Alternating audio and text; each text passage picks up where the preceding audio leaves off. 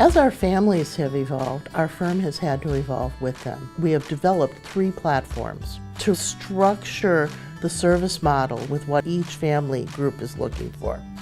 The first is your family office, and that group focuses on families who have had a liquidity event and generally are no longer directly involved in day-to-day operations of a closely held company.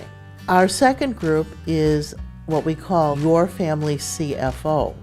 These are families who continue to have a core foundation of their net worth in closely held family businesses.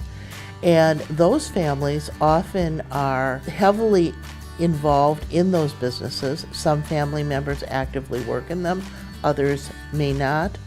But over time, they're looking to develop a strategy that encourages diversification and communication and broad family-based decision-making capability.